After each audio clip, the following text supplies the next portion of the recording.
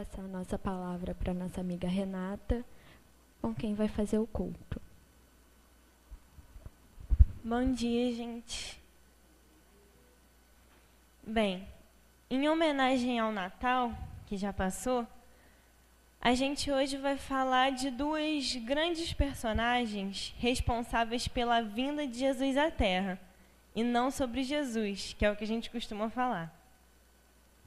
Essas personagens são José da Galileia e Maria de Nazaré. E antes de começar, eu vou falar rapidinho só que tudo que está aqui nos slides saiu desse livro aqui, Boa Nova, de Humberto de Campos, e 7 Minutos com Emmanuel, do Haroldo Dutra, e de uma palestra do Haroldo Dutra também sobre José e Maria. Então a gente começa falando do pai. José da Galileia foi um homem tão profundamente espiritual que seu vulto sublime escapa às análises limitadas de quem não pode prescindir do material humano para um serviço de edificações, de definições. Como disse ali, José foi um homem profundamente espiritual, mas tão espiritual que a gente quase não fala dele. Ele passou em silêncio. A humildade dele era tanta que, mesmo sabendo que ele receberia sob a sua tutela o Messias, o Salvador prometido, mesmo assim, ele ficou em silêncio. Ele nunca se envaideceu, nunca se deixou engrandecer por isso. E continuou trabalhando a vida toda na carpintaria. E no livro Levantar e Seguir, também que eu não trouxe, o Emmanuel faz uma comparação muito legal. Ele diz que José passou no mundo dentro do divino silêncio de Deus. Ele compara o silêncio de José ao silêncio de Deus. Porque se a gente parar para pensar, Deus faz grandes obras. É só a gente olhar à nossa volta. Nós somos criações dele. Lá fora, o céu, a natureza, é tudo criação dele. São coisas muito grandiosas. E a gente esquece do autor. A gente esquece que tudo é criação de Deus, assim como a gente esquece que Jesus teve um pai, José. José educou o governador do planeta, não é pouca coisa não. E a gente nem fala dele. E o Haroldo diz que a semelhança de Deus, José dá tudo o que pode em silêncio. Todos comentam as atividades de Paulo, de Simão Pedro, mas ninguém se lembra do carinho devotado daquele pai que foi José. José amava muito Jesus. José criou Jesus. Ele também sofreu muito com a crucificação e a gente não fala dele. A gente vai falar pouca coisa de José, tá? Porque quase não existe nenhum material sobre ele. Mas que ele deixe a seguinte reflexão. Quantas pessoas existem que vivem no anonimato, mas que são profundamente espirituais, que vivem intensamente pelo próximo, por Jesus, e a gente nunca fica sabendo tamanha a humildade dessas pessoas. Então, que fique essa reflexão com José. E agora que a gente já falou aos corações dos pais, vamos falar aos corações das mães. E o grande coração de mãe da humanidade se chama Maria de Nazaré. Está um pouco cortado ali do lado, mas dá para ver, né?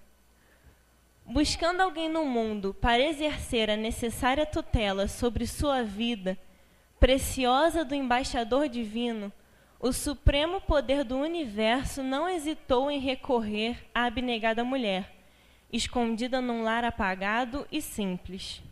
Humilde, ocultava a experiência dos sábios. Frágil como o lírio, trazia consigo a resistência do diamante. Pobre entre os pobres, carreava na própria virtude os tesouros incorruptíveis do coração e desvalida entre os homens, era grande e prestigiosa perante Deus. Essa é Maria de Nazaré. A grande mulher, que ainda encarnada, era chamada de Mãe Santíssima. Centenas e centenas de sofredores, doentes, mães, órfãos, todo mundo chamava Maria de mãe. Todos esses sofredores procuravam a palavra de Maria, o carinho de Maria, nos seus momentos mais difíceis. E ela, até pelos discípulos, era chamada de mãe. E atualmente, toda a cristandade, todas as religiões cristãs, consideram Maria como símbolo do amor incondicional. E Maria, como todas as mães, sentiu as preocupações que todas as mães sentem. A diferença era o filho. Porque Jesus era uma criança diferente. E isso deixava Maria preocupada. No livro Boa Nova, Humberto de Campos conta, é muito bom esse livro, quem puder ler, ele conta que quando Jesus era criança, Maria ficava procurando Jesus porque ele sumia. Do nada ele sumia. E quando Maria achava ele, criança ainda, ele estava na rua conversando com as pessoas, consolando principalmente mendigos, as lavadeiras, os trabalhadores. Ele conversava com todas essas pessoas e contava a elas que ele tinha uma profunda comunhão com Deus. E Maria ficava preocupada, porque ele era uma criança.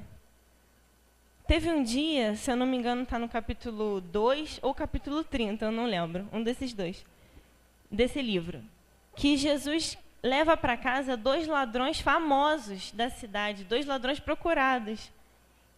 Ele dá de comer, dá de beber, conversa com eles e depois os ladrões vão embora. E Maria e José ficam assustados. Então, preocupada com o futuro do filho, ela vai até o templo da época conversar com o sacerdote. Porque ela queria pedir permissão a esse sacerdote para Jesus estudar no templo. Porque ela acreditava que Jesus tinha grandes possibilidades nesse sentido na vida, porque já a criança falava que tinha comunhão com Deus. Então ela foi até o sacerdote, conversou com o sacerdote, e ele disse que tudo bem, Jesus poderia estudar lá com eles. E ela volta para casa, planejando toda a vida de Jesus. Os estudos, a profissão, como ele ia casar, ter filhos, como nossas mães fazem. E quando ela chega em casa, Jesus, criança, estava esperando ela. Ela não contou a Jesus que ia ao templo. E ele fala o seguinte: Mãe, que queres tu de mim? Acaso não tenho testemunhado a minha comunhão com o Pai que está no céu? Mãe, toda preparação útil e generosa no mundo é preciosa. Entretanto, eu já estou com Deus. Meu Pai, porém, deseja de nós toda a exemplificação que seja boa, e eu escolherei desse modo a escola melhor. E dizendo isso, dizendo que escolheria a escola melhor, Jesus vai até seu pai, José, e pergunta se ele concede a permissão para Jesus trabalhar com ele na carpintaria. E ainda criança, Jesus nos ensina que a nossa melhor escola é o lar e o esforço próprio. Esse é o terceiro ensinamento de Jesus. Mas por que o terceiro e não o primeiro? Porque o primeiro e o segundo ensinamentos acontecem ainda durante o nascimento. O primeiro a gente quase não fala sobre ele, mas todo mundo conhece a história. Na época, Maria estava grávida, quase tendo um filho, e houve um processo burocrático que todo mundo deveria ir à sua cidade natal, onde tinha nascido, para fazer um tipo de registro. Então, todo mundo começou a se mobilizar. Só que Maria estava quase tendo filho. Eles foram bem devagarinho, até Belém, num burrinho. Então eles chegaram muito tarde. Quando eles chegaram, todas as hospedarias estavam lotadas. Eles foram de hospedaria em hospedaria, de casa em casa, e ninguém tinha um espaço para Jesus nascer. Esse é o primeiro ensinamento.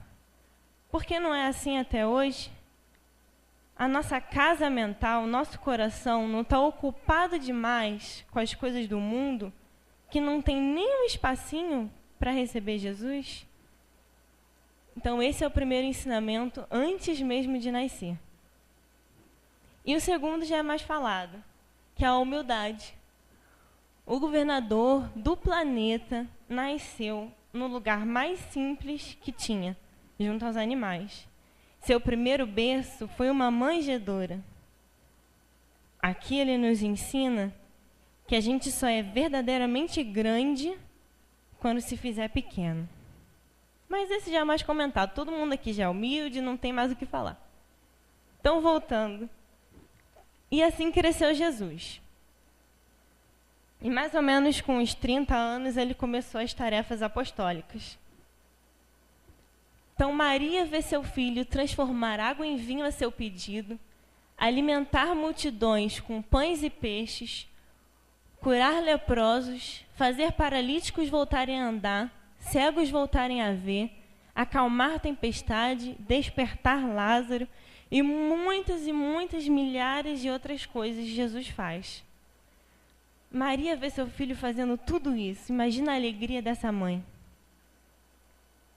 Mas o mundo não estava preparado para isso. Os fariseus da época, a todo custo, queriam prender Jesus. Eles criavam situações para prender Jesus, mas nunca conseguiam, porque Jesus conhecia e conhece o íntimo de cada um. E ele sempre tinha a palavra certa para a situação certa e ninguém nunca conseguia prender ele. Até o dia doloroso da traição. Mas só fazendo um parênteses, fugindo um pouco do tema, Judas não fez por maldade, não.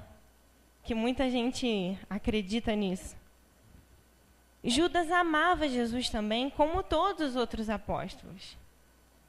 A grande diferença é que Judas acreditava num Messias guerreiro. Ele não entendia que Jesus veio salvar pelo coração. Ele achava que Jesus veio salvar pela espada, pela guerra. E não era bem assim. E Judas acreditava nisso, que ia salvar o povo judeu. Então Judas, que viu Jesus fazendo tudo isso, ele achou que Jesus ia sair mole daquela situação. Não ia ter dificuldade para sair daquilo, como todas as outras vezes.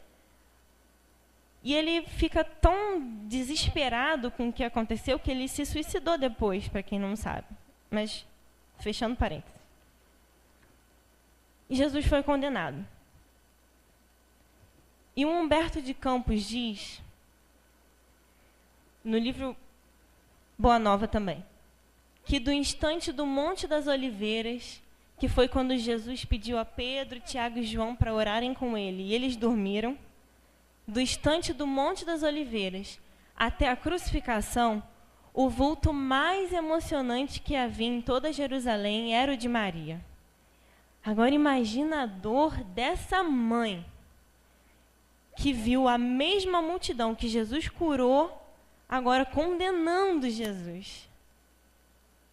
Preferindo um ladrão perigosíssimo e famoso da época a Jesus. Imagina o seu filho sendo crucificado. Agora multiplica por 1000. Essa era a dor de Maria. Eu não tenho nem ideia. Mas Humberto de Campos completa que, apesar disso, Maria sentia em seu coração que os desígnios de Deus eram soberanamente justos e que o sacrifício de seu filho tinha um propósito que um dia ela entenderia. Isso é muita fé. Porque mesmo sentindo muita dor, com o coração triturado, ela sabia que existia uma razão e que ela não conseguia entender, mas ela tinha certeza de que ela ia entender um dia. Isso é muita fé. E voltando no tempo, quando Maria recebe o anjo Gabriel, que ele diz a ela que ela ia ficar grávida do Messias, a primeira coisa que ela fala: eis aqui a serva do Senhor, cumpra-se em mim segundo a tua palavra. Ela nem questionou. Ela disse: é isso que Deus quer? Então faz. Pode fazer, eu estou aqui para isso. Eu sou a serva. Maria tinha a consciência de que ela era instrumento. E nós também somos instrumentos, só que a gente não tem essa consciência toda, não. Como a Gabi falou, a gente ainda reclama. E reclamar é falta de fé. Porque se a gente acha que está difícil, que a gente não merecia, que o do outro é melhor, a gente está duvidando da sabedoria de Deus. E Maria dá esse exemplo da gravidez até a crucificação e até depois, até hoje.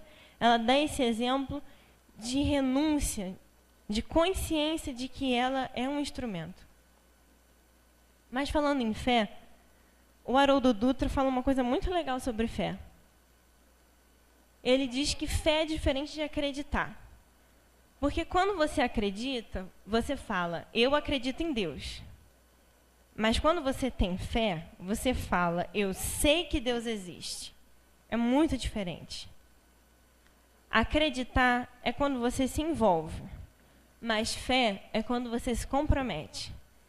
E ele também compara fé e acreditar, que eu não escrevi ali, com um jantar com ovos. A galinha está envolvida, mas o ovo está comprometido. É muito mais profundo. Fé é entregar-se, é colocar-se inteiramente à disposição da providência divina. E foi o que Maria fez. Maria se entregou completamente. Mas e os discípulos?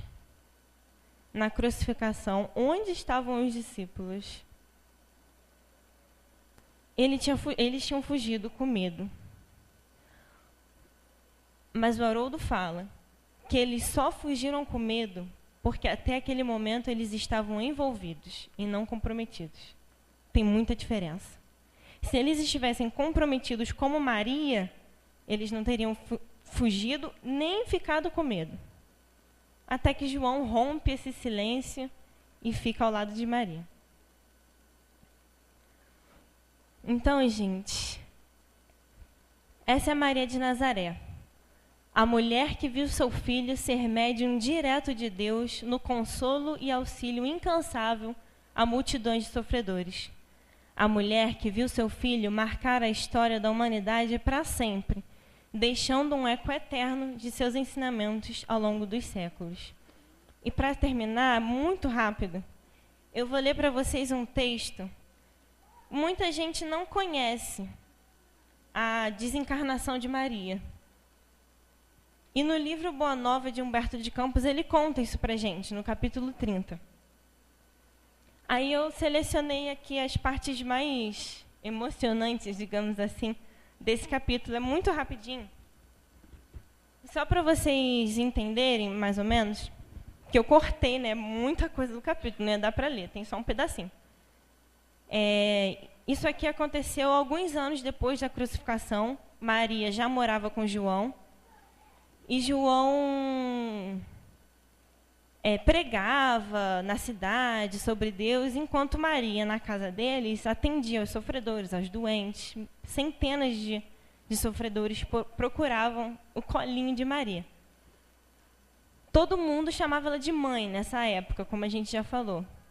E nessa época aqui também já tinha começado a perseguição aos cristãos. Eles eram torturados, jogados aos leões, enfim. Então, o Carlos vai botar música para ficar mais emocionante, enquanto eu leio o texto.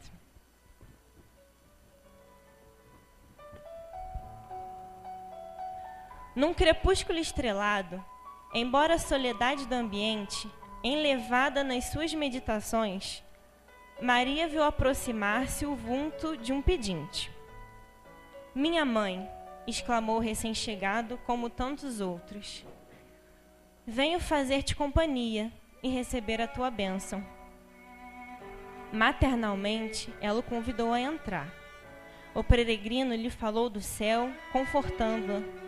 Comentou as bem-aventuranças divinas que aguardavam a todos os devotados e sinceros filhos de Deus, dando a entender que lhe compreendia as mais ternas saudades do coração.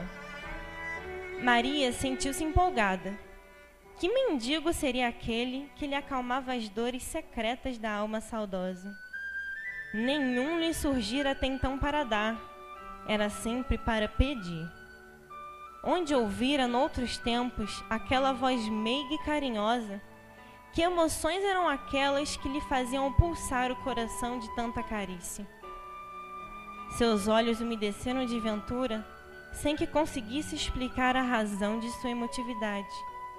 Foi quando o hóspede anônimo lhe estendeu as mãos e lhe falou com um profundo acento de amor: minha mãe, venha aos meus braços.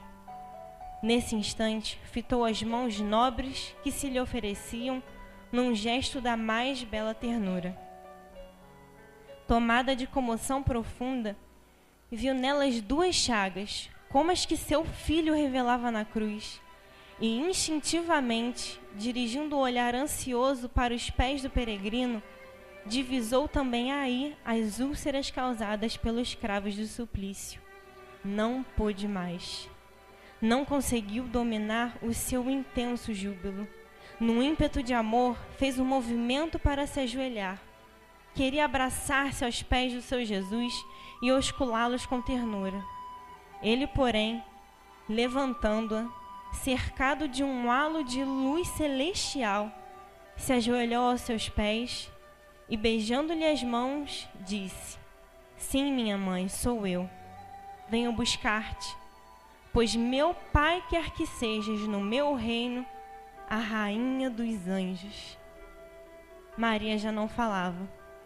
Numa inovidável expressão de serenidade, por longas horas ainda esperou a ruptura dos derradeiros laços que aprendiam a vida material. E começou a desencarnação de Maria, que ele narra com mais detalhes, que só aconteceu completamente no dia seguinte. E aí ele continua. A alvorada desdobrava o seu formoso leque de luz quando aquela alma eleita se elevou da terra, onde tantas vezes chorara de júbilo, de saudade e de esperança. Não mais via seu filho bem-amado, mas extensas multidões de entidades angélicas a cercavam, cantando hinos de glorificação. Dulcíssimas alegrias lhe invadiam o coração, e já a caravana espiritual se dispunha a partir, quando Maria se lembrou dos discípulos perseguidos pela crueldade do mundo e desejou abraçá-los. Eram os cristãos condenados. Emitindo esse pensamento, imprimiu um novo impulso às multidões espirituais que a seguiam de perto. Mais alguns momentos e seu olhar descobria uma multidão guardada a ferros em escuros calabouços. Os condenados experimentaram no coração um consolo desconhecido. Maria se aproximou de um a um. Sentiu-se mãe daquela assembleia de torturados pela injustiça do mundo, que possuía para lhes dar.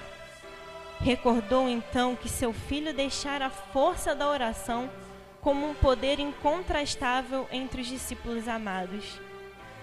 Então rogou ao céu que lhe desse a possibilidade de deixar entre os cristãos oprimidos a força da alegria. Foi quando, aproximando-se de uma jovem encarcerada, lhe disse ao ouvido: canta, minha filha. Convertamos as nossas dores da terra em alegrias para o céu. A triste prisioneira nunca saberia compreender o porquê da emotividade que lhe fez vibrar subitamente o coração. Ignorando a razão de sua alegria, cantou um hino de profundo e enternecido amor a Jesus. Daí a instantes, seu canto melodioso era acompanhado pelas centenas de vozes que choravam no cárcere, aguardando glorioso testemunho. Logo a caravana majestosa conduziu ao reino do Mestre a bendita entre as mulheres. E desde esse dia, nos tormentos mais duros, os discípulos de Jesus têm cantado na terra, exprimindo seu bom ânimo e sua alegria, guardando a suave herança de nossa Mãe Santíssima. Essa é então a mãe e o pai de Jesus. E que a gente possa fazer o que Maria deixou pra gente, cantar o nosso amor a Jesus.